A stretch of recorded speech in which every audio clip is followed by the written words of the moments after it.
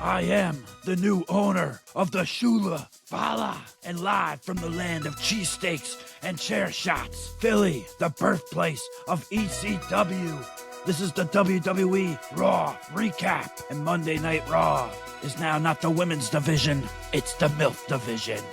Jesse, ring the bell.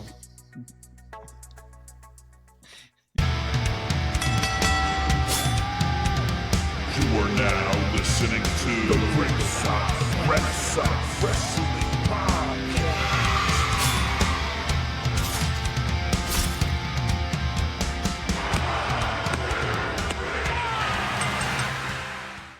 Welcome back to another episode of Ringside Renaissance, with two North Country boys break down some WWE wrestling.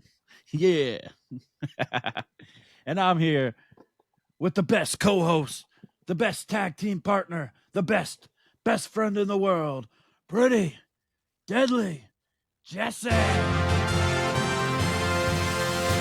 Yeah. And I'm Andrew, Kombat Jones. And I will be accepting my Emmy nominations for appearing on Netflix coming soon. Thank you very much. Yes. You're really dragging this 15 minutes of fame out to like weeks. Excuse me. Get it straight.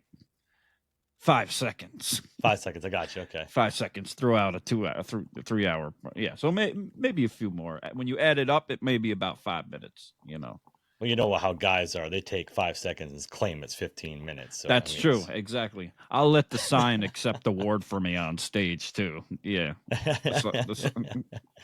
I got to say too, before we get into it, Raw was in Philadelphia, the home of ECW, right down the road from the bingo hall. And I just got to say, Tommy Dreamer, we are happy that you're still alive because, man, that was a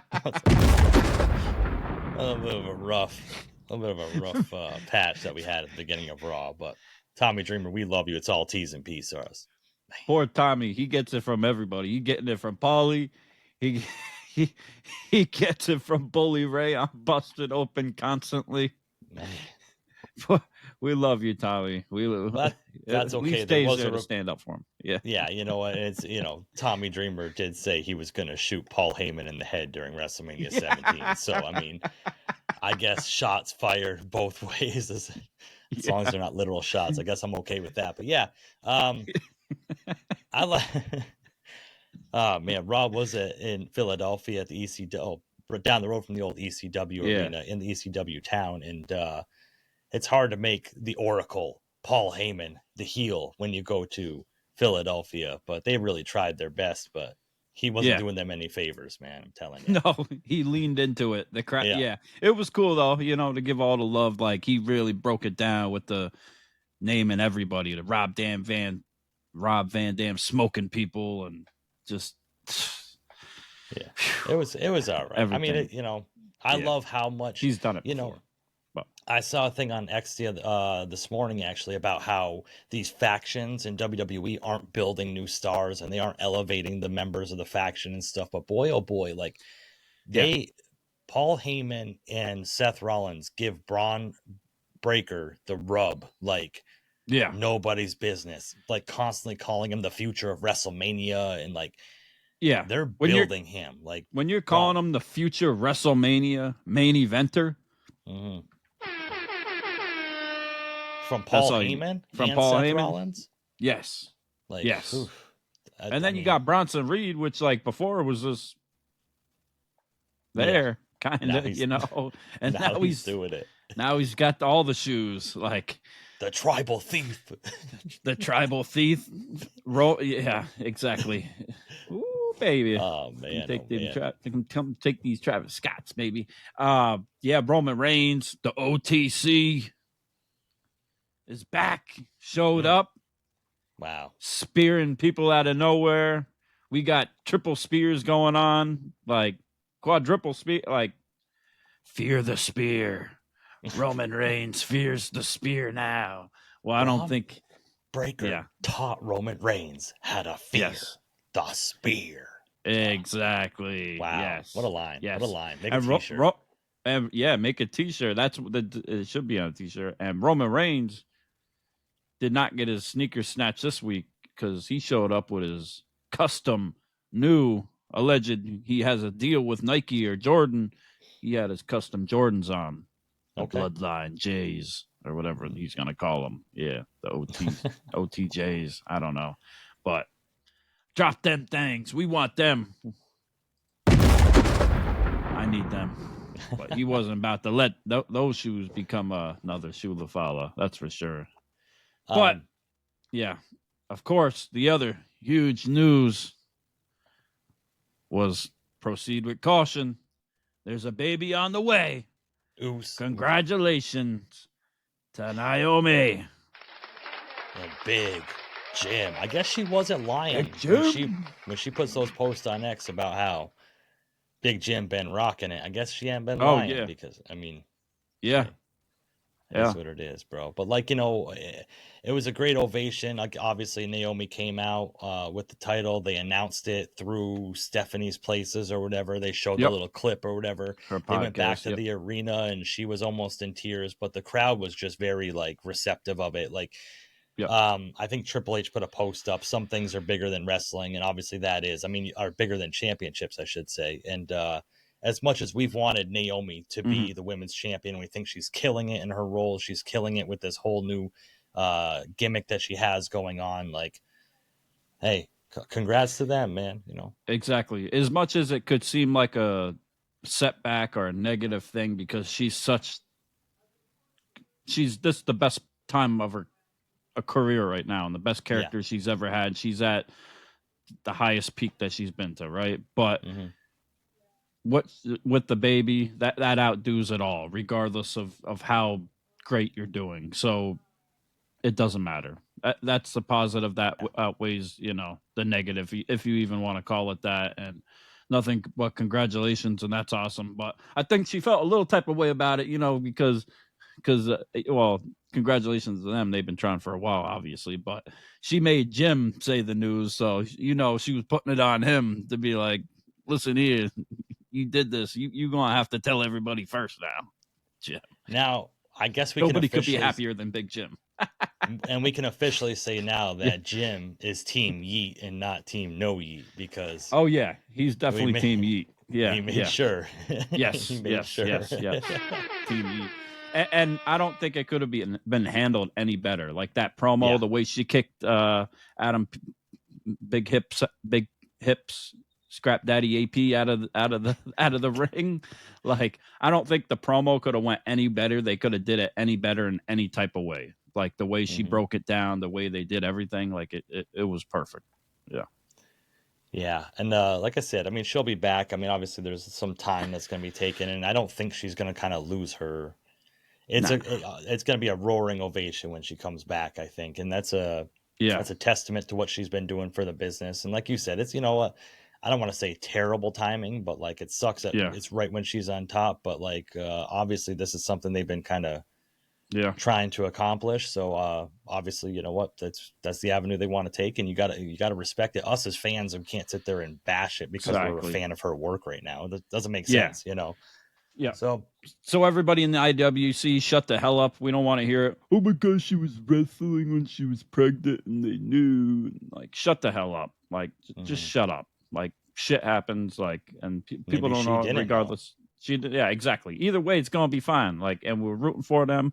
And, you know, like she said, when she gets back, all the heifers and whoever's got that championship better proceed with caution, because she's coming back for the title. And I have no doubt about it in my mind that she will get it back, and she will be right back there. And I damn hope it's Bianca Belair that has that title when she comes back, or Jade, or like, makes sense. Proceed with caution. And yeah, just so great. Such a wholesome moment. We haven't had like that in a long time too, and I think a moment that we won't forget and will live on forever to a certain extent. Like I think it'll be up there. It's a real feel good moment, you know. And then coming off of just what happened at SummerSlam with her father too, you know, coming out, like, you got to take it for what it is. Sometimes you're just on the ride with life, and the twists and turns come at the least expected times, and you just got to kind of roll with it. And you're on that ride, and just strap in and go. That's it. See where it takes you, man. And I know, like you said, a great feel good moment for Raw. I know the feel good moment of Raw for you is when the Judgment Day defended their tag titles. I don't even think it was just a tag title, but you got to see your man, the Iguana, and go and Dragon Lee in tag team action on WWE, man. Yeah. And going back to Triple Mania, like we got the Mr. Iguana, and then we got Finn Balor breaking out the little demon puppet. Mm-hmm. Like, that was cinema. That had aura. That was a moment. That was a moment. Like, sheesh. So but good. But it was, it was cool to see them showcase, and not to be burying anybody else, but I think this is the way to cross promote business companies, to expose them a little bit, but not overexpose or not make it the focal point of Raw to have wrestlers from other companies come in, but just have them in a segment and a quick match. Right. And I know Liv Morgan is gone right now, but at AAA, Roxanne Perez. Yowie wowie. You hope she drops a hotel key off to you, huh? Dom. Keep it going, Dom. Get them numbers up, Dom. You still the champion. Reap the rewards. That's messed up. Speaking of Dom, I gotta get a Dom. Yeah, she does. I gotta get a Dom shirt. I would love to. I gotta use my Fanatics cash I won at Takeover. So maybe I'll get that Dom shirt, the one with the IC title on it or whatever. I kind of like that. That's kind of fly. Dom was in that fatal 4-way for the AAA championship, the Mega championship, whatever, championship, whatever. So, and he almost had El Hijo del Vikingo beat until we had AJ Styles come out and cost him the match, which was pretty cool. I thought it was like the pop that AJ got when he took off the mask and sat there like just posing. It was really well done. I think that Dom and AJ are going to continue this feud. I think AJ will probably end up getting the Intercontinental title, but that led into at Worlds Collide next month, we're going to have Dom against El Hijo del Vikingo for the AAA championship. So at the end of this tag team match, we had El Hijo come out and attack the Judgment Day, and he went crazy. I'm a big fan of him. Yeah, I mean, we've seen him in AEW. He can do his thing. He does his thing with the flips. He's a great athlete. He definitely knows how to wrestle. He does the lucha thing for sure, and big fan, crowd favorite down there. So, but it was interesting with the Triple Mania because it's like the people there were almost rooting for Dom too, in a way. Like he was getting boos. So we had kind of heard mixed reactions, but in reality, they did. I totally agree with everybody else that they did the right thing. You know, people wanted Dom to win, but keep the title on the guy that's in the company. Like, you don't want too much crossover. If we're gonna do something else when we get to Worlds Collide and Dom wants to get the title then and pull some shit, that'd be the time to do it in a singles match like that. Like, and we already have like Trick Williams with the TNA championship, and like right. What is it, Jada Stevens or whatever? She has the TNA Women's Championship or whatever. So, like, it's just you don't want this cross promotion like partnership to be WWE guys holding all the titles. So I agree with it. And El Hijo is like a big star in Mexico, and he's really bleeding over into America with his exposure in AEW. And then being in WWE and stuff. So, you know what? I think that's kind of a cool flag bearer to have him and to expose him. He'll probably eventually end up in WWE, I think. But I'm more pumped for the Worlds Collide pay-per-view just to see those two one-on-one than I was for the Fatal 4-Way match. So, and then we'll see if AJ Styles shows up anytime soon more with it too, with Dom and all that, like. Yep. And then we had Dom going crazy with the mask though, with the metal plate and the mask, and then El Grande Americano is just completely over now with whoever is playing him. Learned Spanish overnight and can dance and can can sing. Like, no wonder El Grande Americano was in Charlotte Flair's DMs. Like,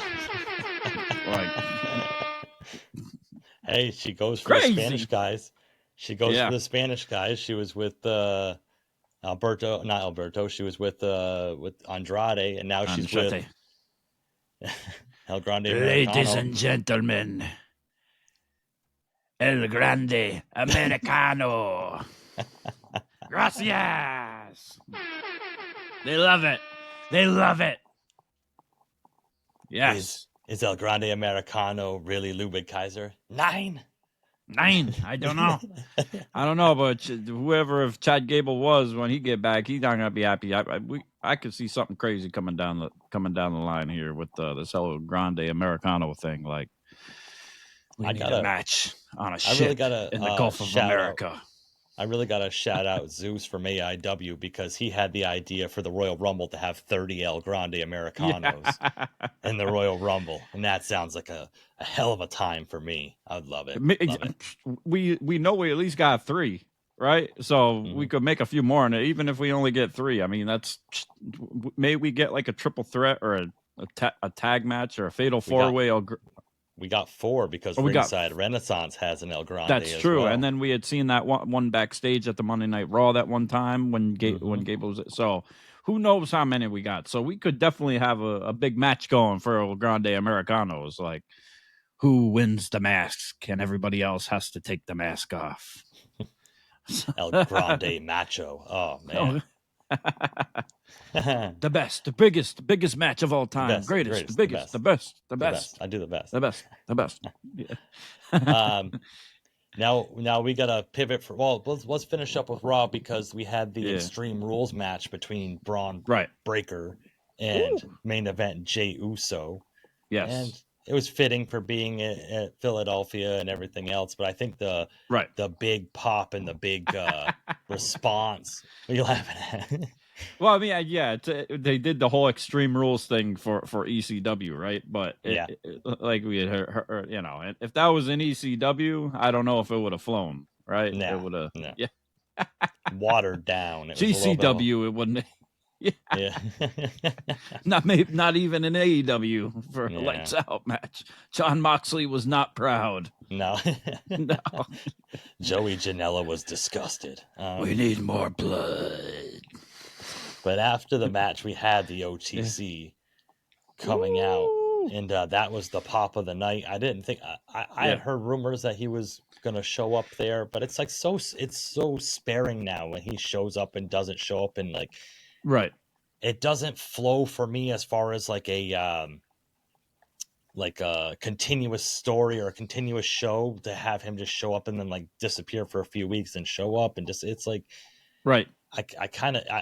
I want to be like consistently waiting for that music to hit and for OTC to come out.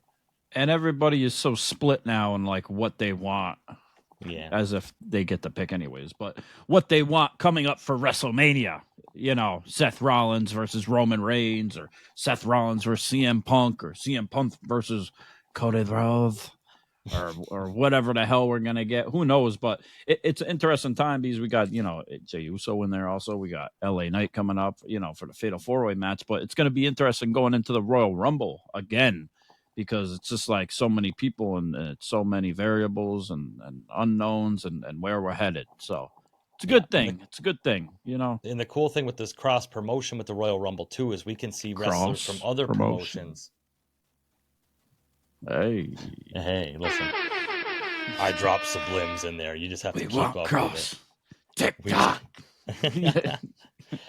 So it's interesting because you don't know who's going to end up showing up at the Royal Rumble and who can really get a passport to go to Riyadh. So that probably plays into it as well. But after this, they have. Yeah, a lot of people are kind of like giving a flack lately about Raw, about like the endings or whatever. Too many people in the ring, too much stuff going on. You know what I'm saying? But hell, bring it back to like Attitude Days. A few of them times where we had like 4 or 5, 6 of the biggest guys in the company come just running in, and it's just finisher after finisher after finisher after finisher. Yeah, chaos. You know what I'm saying? Let's do it. Run it back. Like, come on. Like, we got these big stars. Let's use them. Like, Screw it. And I gotta say, man, like WWE is giving the rub to Bronson Reed, man, giving him a match against Roman Reigns at Clash in Paris. Like, and I saw like the one side of the argument, like, oh, Roman Reigns is too big for a match with Bronson Reed. What's going on? But like, that's what the kind of respect and like maybe the vision that they have for Bronson Reed moving forward in WWE is that he's having a singles match against Roman Reigns, one of the biggest guys of this era, probably the biggest guy of this era. And in a singles match at Clash in Paris, man, like I'm all for it, man. Give Bronson Reed that spotlight a little bit. He's been a workhorse. He's been kind of doing his thing. So you can't have Braun Breaker in every single singles match. You got to have Bronson Reed kind of get some shine as well. Right. And if Braun Breaker does get somewhere near that main event at WrestleMania, it's going to be interesting to see how he sooner or later gets there with his, the building of his character, because he's great. He's amazing, but I still think he needs some time to go to get there, in my opinion, and then like, who would he face? So as far as like a story going, like that's like a few years down the line, I think, I don't think it should be this year, or obviously, but nonetheless, it's crazy. Hey. So we have a few matches set up for Clash in Paris now. I believe 4 of them. We have that. We have the Fatal 4-Way for the World Heavyweight title announced on Raw this past week that it's going to be Rusev versus Sheamus in a good old Donnybrook match. Again. And what's funny? I'm sick of Rusev. Over it? Like, I'm over it. Yeah. Like, I mean, don't say that to his face. No, I mean, he's great and everything. I mean, but they need to do more with him. Yeah. It's the same old song and dance with Rusev. Like, he needs a good push. Sheamus is great too, but he's kind of in the same spot to a certain extent. Yep. Just kind of attractions to kind of push the needle a little bit. John Cena against Logan Paul. It's going to be a Clash in Paris, which I think is funny. Ever since SummerSlam with a big return of Brock Lesnar, there hasn't been any other mention of it, any other... Just the promo on SmackDown after SummerSlam, where he said he's scared of him, but he's never backed down. And you want some? Come get some, Brock Lesnar. So will Brock Lesnar show up? I believe he's been scheduled to appear at a couple events officially. Okay. SmackDown events. But nothing for Clash in Paris, obviously. But so we'll see if maybe he comes in at the end or gets involved in some type of way. But there's a lot of mixed emotions and mixed feelings about Logan Paul and John Cena. But I look at it this way. I don't have a problem with it from the standpoint of, like, John Cena's obviously earned the right to call his shots, right? Yes. Yep. And if John Cena's in a match at this point at this career and with so many matches left, he chose that opponent. He chose that person. So if he wants to wrestle Logan Paul, goddammit, let him wrestle Logan Paul and let him put on a damn show. Like, or maybe Logan's just paying him a lot of money for Prime. I don't know. But either way, if John Cena, if he wants to get in the ring with Logan, run it. On top of that, you got to look at it from the perspective of, we've been seeing all the old hits, John Cena against CM Punk, John Cena against Randy Orton. But at some point, he's kind of got to give the rub to a couple of the younger guys on his way out as well. So, and Logan Paul's really been putting in his dues in the ring. As much as I don't like him personally, like, you can't take away from what he does in the ring. And, to kind of put a little shine on Logan Paul in a match, I think that's a smart idea to kind of raise up the up and coming stars. Right. And it's going to raise him up. And it's also going to help John Cena a lot because it's an international show, and you know that the international crowds are crazy, especially in Paris. Last time they were crazy. So John Cena's coming back from a heel turn now, so he's going to be babyface. He's going up against one of the most hated guys, so he's going to be completely over in Paris. Like, the crowd is going to be completely behind him and bananas. So it's not a bad choice in that sense either. Like, he's getting over, and it's just going to build more and more. And, like, when it gets down to the end and there's a few shows left and we get to that last one, god damn, it's going to be a tearjerker. I mean, I may be, we're going to bawl our eyes out that last time. And I think it's been announced that it's going to be at that Saturday night main event. That we don't know who it's going to be. Like, we had talked about that, who it should be, who it shouldn't be, blah, blah, blah. But regardless of that, I think that type of moment we haven't seen in a long time, or we haven't seen at all ever really in WWE. Yep. So that's going to be very, very interesting. But that's going to be the one hell of a moment, man. One hell of a moment for John Cena. Yeah. And let's not hope. Hope he does. Let's see if he pulls a Jay-Z Fade the Black tour moment and says he's retiring, and then comes back a few years later again. like. He said he wasn't. He said this is it, but we'll see. I mean, Shawn Michaels said it was it until he got paid a bunch of money from Saudi Arabia to blow a match against the Brothers of Destruction. But that's what Hova said too, and then he came back and drop Kingdom Come. So he got really quiet after the Diddy situation. that more recently, yeah, absolutely, yeah. I'll tell you what's going to be another big moment, and it's going to be a big talking point for the IWC on X. What? September 21st. Oh, New Jersey. Wrestle Pro. Yeah. At the Killer Smoke Show. Yeah. Killer Kross has his first match outside of WWE. Not in years, he was in Bloodsport, but officially as a free agent going and doing a match outside of WWE. Big things. I keep thinking new song. As long as you have Bandcamp, you can listen to it. Yes, YouTube. He's playing guitar. The solo on that too. He plays guitar. Said. Yeah. I've been reading his book. Very good. Check out his book. He'll be at Pandora's Box this Saturday. Mm-hmm. Combat Jones is playing Pandora's Box. Not the strip club Pandora's Box. The toy and collectible shop in New Jersey this Saturday. I'm sure there's toys at the strip club Pandora's Box too, but a different kind.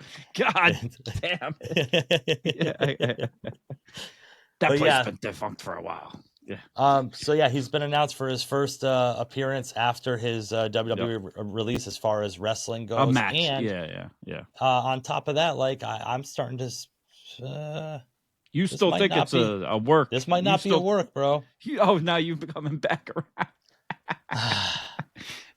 Listen, if it is a work, that's the complete definition because they're working me right now. I have no clue. I'm completely in the dark of what's going on, and I love it. I love that about pro wrestling, man. Yeah, love it. It's great. I mean, we just hope all best wishes for him, and he can make his money and do what he does. I don't think it's a work, but I think that he will be back in the WWE. Okay, sooner or later. I got you. I think he's gonna get his stock. Yeah, that's what I hope at least. You know what I'm saying? Like, yeah. If it's a work, whatever, that's cool too. But they're going through a lot. If it really was, so some people just need to really chill out a little bit with it, and just let it be what it's gonna be, and just enjoy it and let him get his money and let them figure stuff out. But I think he'll be back. I don't think he wants to go anywhere. You know what I'm saying? He wants to go do some other stuff in between. They got their appearances for Comic-Con, and Scarlett does her stuff with the haunted house with Shotzi, Black, and all that type of stuff. So let him do that stuff. Let him do the book tour. Let him do some indie stuff, and bring him back for WrestleMania in his hometown, Vegas. Maybe that's the kicker right there. Maybe we're going to Rumble do a or something. Story. Show up at the Rumble. Yeah. I don't know. Let Sammy get something surprise, bro. Like yeah. You think about it, like Sammy loses the Rumble and he does a thing almost like what Seth Rollins did the year Cody Rhodes came back, have an open challenge for WrestleMania, and who's going to fight me at WrestleMania, and everybody's going to think it's Kevin Owens coming back to fight him at WrestleMania, and he stands in the ring, and next thing you know, you hear Killer Kross's music, and he comes out. Oh boy! Because everybody's expecting that Sami Zayn. Well, a lot of people are projecting that Sami Zayn has the best chance of winning the Royal Rumble because it's in Saudi Arabia, and that they think that kind of makes the most sense. So imagine if he doesn't win, or for some reason he does, or something happens, and then he turns bad, and then Killer Kross shows up to show you, Sammy, I told you were a liar. I'm gonna make you say it now. You should have said it, and now I'm here to make you do it. Yeah. So get on your knees, fall, and pray. Yeah, we should be on the writing crew. I'm telling you, just knock that out of the park. Either way, man. Either way, we're in for a hell of a ride. And we love it. Yeah. I love it. Let us know in the comments. What do you think about wrestling? What's going on? Are you going to be at the Killer Smoke Show in New Jersey, September 21st? I'd like to go.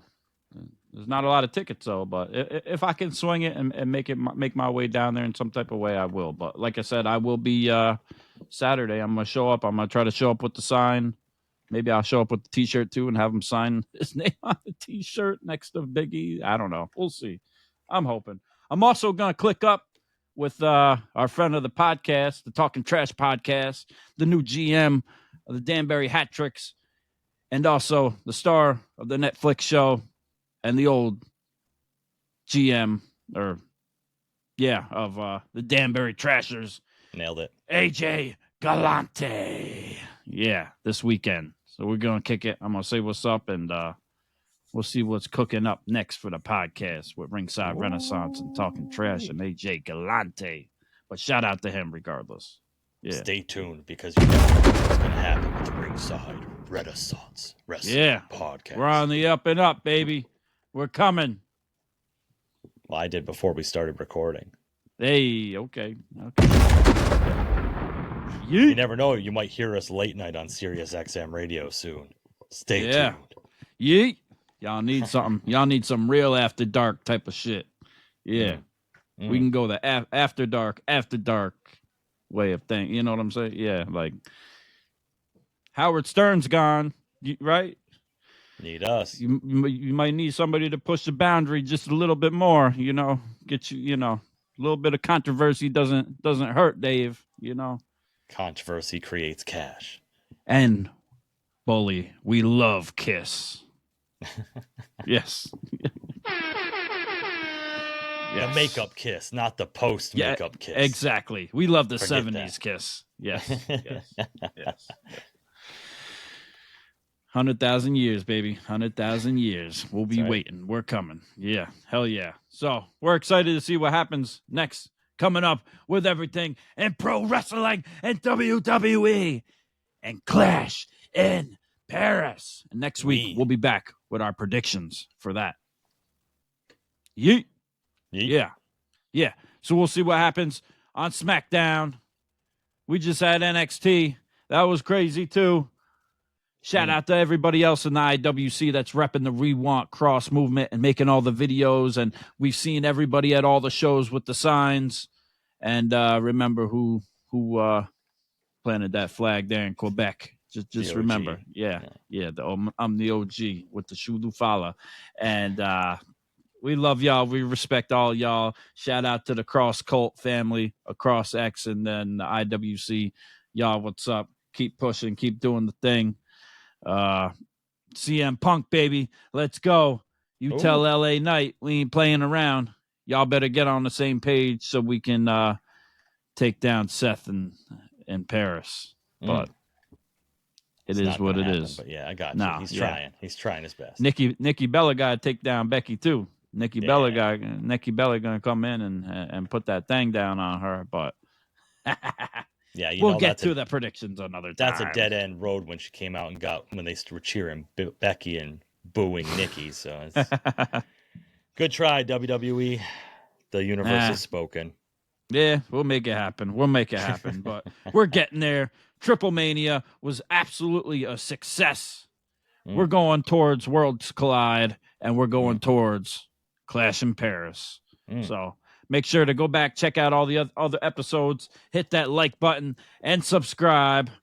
Once again, that's my best friend, the best co-host, the best tag team partner in the world, Pretty Deadly Jesse. Yeah. And I'm Andrew. Kombat Complex Jones, baby. Yeah. And you've been listening to the Ringside Renaissance Wrestling Podcast. Peace.